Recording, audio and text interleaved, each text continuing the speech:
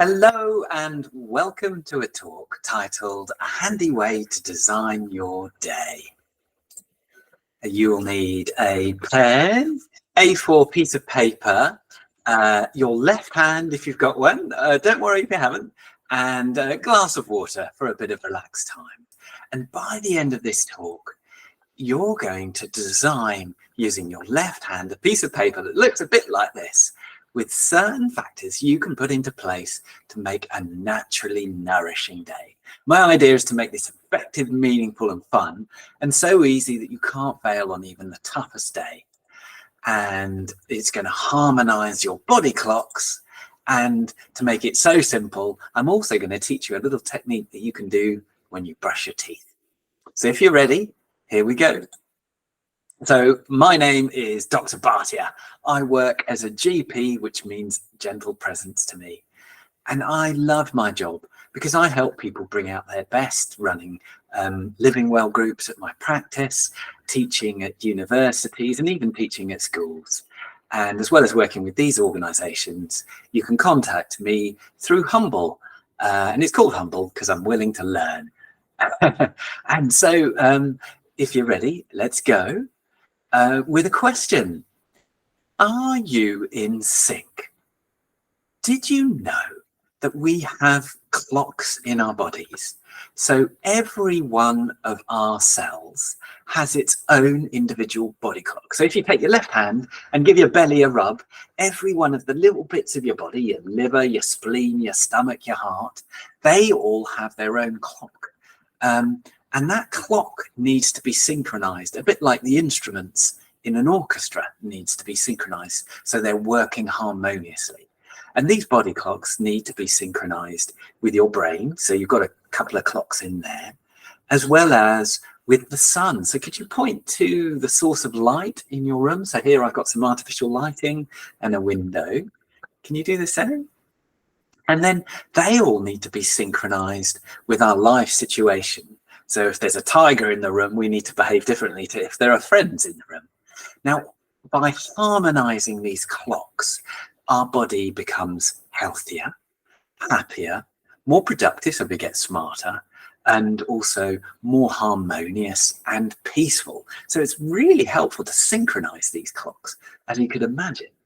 And we've evolved over millennia to do this naturally using these factors that I call the lefts. And that's light, exercise, food, temperature, soothing, and our sleep spaces.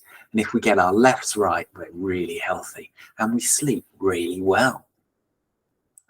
But times have changed. So historically, for example, our great-grandparents would sleep about 9 hours, but now we sleep about 6.3 hours on average. And the WHO recognized this as a world sleep health epidemic. It has profound impacts, increasing the risks of diseases like cancer, strokes, heart attacks, dementia, autoimmune disorders, you name it, diabetes, and mental health issues. Now, this has been hugely challenging for us, and that's why I, as a doctor, take my time to help people sleep better and reconnect and calibrate their body clocks by getting their left right. And as you can imagine, the difference between the people on the left side in the past and this person on the right is that their lefts have changed, so our environments have changed, our lifestyles have changed, but our genetics haven't quite caught up yet. And so I'm just going to take a few minutes to talk about each one of those lefts so that you know some of the science, and then we're going to make it so easy you can actually enjoy collecting each of these lefts like you would in a treasure hunt. So, ready for a bit of geeky science? Here we go. So, light. What do you know about light? Well, we have evolved over millennia to connect with the sun in our environment and to rise when the sun rises and it gets bright and it gets warm. And so our bodies naturally set their body clock when we would go outside in the morning and maybe take a pee, and looking at the light set our body clocks. And so we need bright light, often blue wavelengths of light, in the morning, and ideally as close to when we wake up as possible. And at the other end of the spectrum, as the sun sets, the light shifts and has a more red hue. So think red sky at night.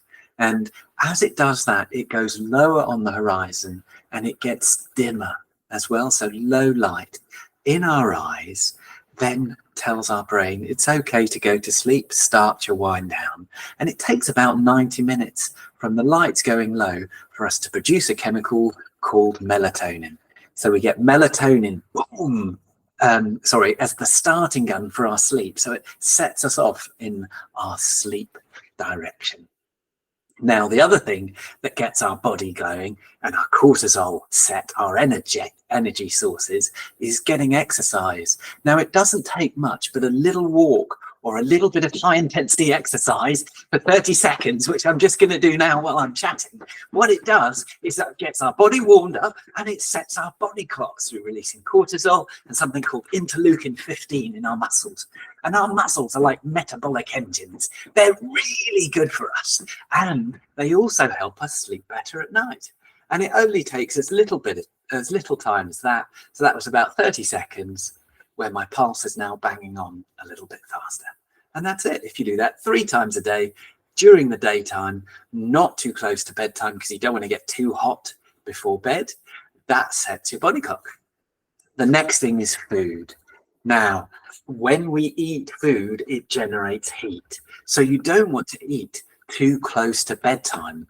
Otherwise, you'll generate heat in your liver, and it will, your body won't know what to do with it. Your orchestra will be out of sync. So you don't want to eat ideally within 3 hours of bedtime. So with that in mind, it's good to drink, if you can, only water in those last 3 hours. The problem is drinks like caffeine and alcohol, they mess up our brain and body chemistry. So even though we're unconscious, the healing processes of sleep don't get a chance to happen. Now, caffeine is one of those funny things where we know about 70% of the world's population drink caffeine, and it's a very powerful drug impacting on lots of our body systems, and it takes a while to wash out. So a really good thing to do is to have a caffeine curfew. So ideally, you're done by 1 p.m. So no caffeine after 1 p.m. And if you can switch to decaf, that's fantastic. And by that, you'll get better quality sleep, you'll heal, and you'll be nourished overnight. The next, we get to T, which is temperature. So do you remember I said as the sun sets, it's the air temperature gets cooler and drops, and that triggers our bodies to drop their core temperature. And when our core temperature drops, we release melatonin, again, helping us sleep better. And melatonin is not just used for sleep. It also releases during our different phases of sleep. It works on our immune system. It works on our growth hormone. So we become stronger and healthier if we can drop our core temperature at night. So that's why it's a good idea to set your central heating for about 18.5 degrees and even have a little sip of cool water just before bed. You don't want to have too much so you're having a pee at night time, but just a little sip. Cheers, guys. Helps you cool your core temperature down, but also as it goes into your body, you can feel it trigger the vagus nerve. And feel the sensations in your body, which starts the soothing process. And so do you remember I said about needing about 90 minutes for the lights to start going down before bedtime? That's a good time to soothe, perhaps by turning off your phone or turning them to do not disturb, switching off screens, and just starting to do more relaxing activities. I personally like to have a hot shower. If I've had a busy GP day, I'll have a hot shower with a candle or a red torch, like a bike light, to help my body and brain wind down before bed. And maybe write down my thoughts in a journal so that if I've got something troubling me, I can put it down and it doesn't need to shout at me at 3 a.m. So I wonder what your soothing strategies may be. Maybe you do a bit of yoga or listen to some music or even chat with friends. Have a little think. And then the last one at the left is about having a sleep space, a space that's just for sleep and snuggles. So no stress and no screens in bed. And if you are feeling stressed or anxious at night, it's good to get out of bed and go to a safe sanctuary. And there are lots of strategies like writing your journal or breathing or listening to soothing music that may help you unwind and trigger the release of a chemical called GABA, so your brain can pause and go back to bed. Now, I specialize in insomnia, and I'll put my contact details at the end. If you need any help with that, either have a chat with your GP or with us, GP. Insomnia is definitely curable. So those were how to get your lefts right, which was light, starting with your little finger, exercise, food, temperature, soothing, and then your sleep space. Now, shall we see how we can make it easy for you to put this into practice? Well, here we go. I'm going to invite you to get that piece of paper and your left hand and then plonk it on the top. Boom. Put your left hand on that piece of paper and then draw around it. So starting from the little finger and go all the way round and then around the bottom and back to meet your little finger again. So can you do that? And it should look a bit like this picture now. Excellent. Now we're going to design your day using this left hand like a body clock. Now our body clocks are 24-hour clocks, moving with the 24-hour rhythm of the rotation of the earth as the sun and the moon goes across the sky. Now on your hand, could you draw a couple of lines? So we have a little line across the middle that starts from just below the little finger and then goes all the way across to the big finger. And that's your working day. And then could you draw in the other line, which goes from just above your thumb down to your wrist? So you should have drawn two lines, one across your fingers and the other one around your thumb. And we're going to talk a bit about those lines. And we're going to add in the letters. So on your fingertips or just past them, could you write in your lefts? So it's L for light, E for exercise, F for food, T for temperature, S for soothing, and then we're going to add in the rest of the gaps. So hopefully your piece of paper looks a bit like this. And if you're ready, we'll carry on. So do you remember I said body clock, 24-hour circadian clock. So at the top of your tall finger, the middle finger, could you write 12 noon or draw a sun for midday? And then at the bottom, we've got 0 for midnight. Could you draw a little 0 where your wrist would be? And that's 0 for midnight. So you could do a moon there if you wanted to. So now you've set your 24-hour clock. And then the time moves from your little finger all the way across your fingers to your thumb over the top and then underneath. Now what we're going to do is add in some time. So at the base of your little finger, you should have a little crease. And that crease is where we're going to have your wake up time. So could you write in your wake up time just at that crease there below your little finger? So mine is 6 a.m. I naturally get up at 6 because I'm a lark. You might be an owl and get up a bit later, or maybe a robin somewhere in between. Could you write in your naturally nourishing wake up time? So it's got to be realistic to work with your day.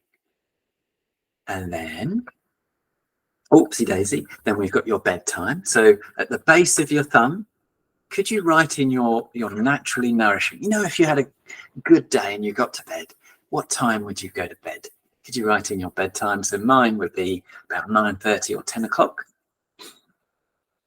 And then in between, so on your palm there, could you put sleep? So that's your sleep opportunity. So I've given myself about 8 hours time to sleep. And we know that for adults, you need at least, what for most people benefit from having 8 hours sleep. I think the UK guidance is about 7.5 hours. If you start getting less than that, then you can start to have the consequences that can knock onto your health. Now, each of us is unique, but that's on average. And then you've got time to walk out. So those are times where you do the fun activities in the day, and then wind down time. So do you remember I said just above your thumb where the finger comes down, you've got a time where you start stop your work activities and start your wind down for the day. And could you write in your wind down time? Do you remember I said ideally 90 minutes before bed? So what would yours be? So I'm going back from 10 a.m. back 90 minutes, and that takes me to 8:30. So I've set a little timer, a little reminder on my wristwatch at 8:30 to turn my phone to do not disturb. I put on a pair of blue blocking glasses and maybe turn the lights down low. And I just start tidying up loose ends rather than taking on a new tricky task, so that my body gets and my brain get a chance to wind down before bed. And now we're going to have a look at adding in some of our left. So they're during the working part of the day and the relaxing part of the day. So here we go. We've got light. So do you remember I said getting bright light in the morning? So going outside like Julie Andrews in The Sound of Music. Could you get out? And could you write in what you might do to get light in the morning? So maybe when you put the kettle on, you might stand outside while it's boiling. Could you write something in there? And then E, oh, what could you do to get exercise in the day? So I like going for a short, or rather a brisk walk in the morning. And while I'm there, I take a little 30-second jog. You might like doing a bit of yoga or going a bit of weight or a bit of circuit training, or even just walking a couple of laps around the block, or just a little bit of squats or something like that in the day to get a bit of exercise. What would your thing be? Fantastic. And then food. So this is a good time around noon to have a caffeine curfew and maybe plan a nourishing meal. And just remember, you don't want to eat your supper too late. So maybe planning your supper as well, so that you're not eating too late and close to bedtime. And again, if you can avoid alcohol, we know it does impact on your sleep and other aspects of your health. So you don't drink alcohol every day. That's right. And then temperature. What could you do at that part of the day? So you're just maybe finishing work. What could you do to kind of, your body temperature would be at its peak now. So maybe you could have a little bit of exercise, a little bit of brisk walk, maybe after you've finished work, or play a game in the park with your friends or kids, or maybe go to a club, and then start the wind down. So you then start turning the thermostat down, reducing your physical activity, so you're cooling before bed. There we go. And then my wind down time, I know, is about 8:30. So that's when I would make sure I'm definitely not eating and I'm starting the wind down to then soothe and do a soothing activity. So I wonder what soothing activity would work for you. Could you write down what yours might be? Fantastic. And there we go. That's how you get your left right. And once you've done that, you've probably got a chart that looks a bit like this. You can then track your progress over a week. So you not only have you got a little, you designed your day, but to work with your chronobiology, your body clock, and your neurobiology, your brain clocks, and your environment, you can actually use it to track your progress by just adding your wake up time, your bedtime, and your wind down time, and maybe seeing, do you stick with those prime times that are really good for setting your body clock? You could think of them like the conductors for your orchestra. They set the beats. And then, are the instruments playing well and harmoniously? You could track, like I've just done there, over the course. So this is yesterday. I managed to get some light in, I put a tick. I managed to get some exercise in, I put a tick. Or I might have not eaten, I might have eaten late because I finished work. Late and ate when I got back from work, so I didn't get food so well, but I did have a hot bath and then cooled myself before bed, and then did keep my journal before bed. So I managed to get 4 out of 6 ticks there. I wonder what you've managed to do. And you can track that over a week and then notice your strengths, the ones with lots of ticks, and ask yourself, what did I do well? What made them so successful? And perhaps even look at the gaps and think, how could I change that? So tomorrow, or rather next time I'm an on-call GP, what I might do is bring a bowl of soup with me so I can have my supper not too late, and then come home having had my supper and ready to wind down before bed. I wonder what you could do too. And that's how you can track your progress. And if you wanted a Dr. Barty, a gold star, make it really easy on yourself by booking in breaks. And this is a little bonus. So did you notice we walk out in the peaks, but we also have troughs in the day? And that's because with our body clocks, as well as peaks of activities, we have periods where we need to rest. And these are called ultradian rhythms. And do you remember me mentioning the magical 90 minutes?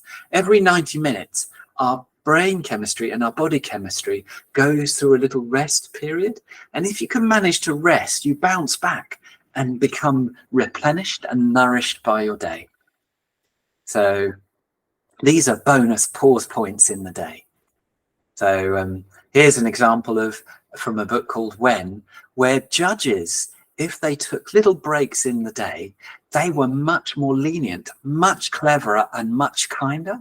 And so this chart shows the course of a day for judges who are in court. And if they manage to take little breaks, like the little fingers, can you see how they're more likely to grant parole and be kinder if they take a break in the morning, after midday, in the afternoon too?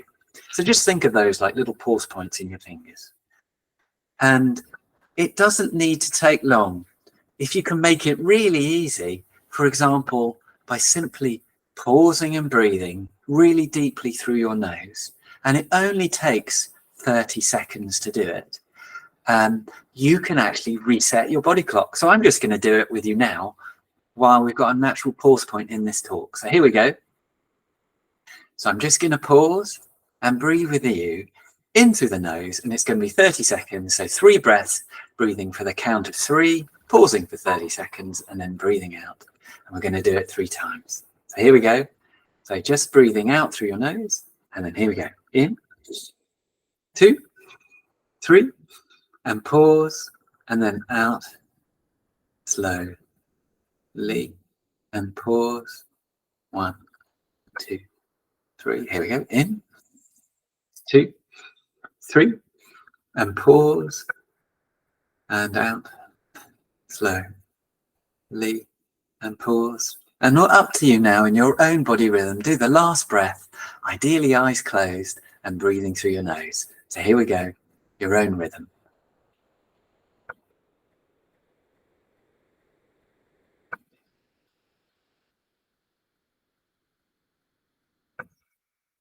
That's it, little wiggle, little wiggle. And I hope, like me, you feel naturally nourished and refreshed. We know if you do it before exams, you're likely to score better results. And I did it before my presentation for you today, so I could be relaxed and ready. And these are simple strategies that only take 30 seconds in your day. And to make it easy, I book it in during my, when I brush my teeth. So twice a day, I know I'm going to pause and breathe through my nose because I'm breathing through my nose anyway. I wonder when you might fit it in. So we're coming to the end of this little talk, and I wonder what stood out to you. Perhaps that we're naturally designed to be nourished by getting our lefts right, and that's light, exercise, food, temperature, soothing, and your sleep space. That you can design your day using that little chart that you've drawn. That if we invest in rest, we bring out our best, and that it can be really easy. So if you just did one thing that took 30 seconds, it might be to pause and breathe when you brush your teeth. And then you've started your day well and you've ended your day well. Now, to make it easy, I've got lots of strategies and techniques that you can get in touch with us at humble.info. And if you'd like, I dare you to press that blue breathe button. It works with that breathing technique, and it can give you a little reminder of a technique you can do when you brush your teeth. But please don't believe me, give it a go, and then get in touch at humble.info and let me know what you make of it. And we've come to the close, and that was a handy way to design your day. I hope you've enjoyed it as much as I have, and I wish you all a wonderful life. With that, I'll say farewell and give you a big high five. Cheers for now. Bye-bye.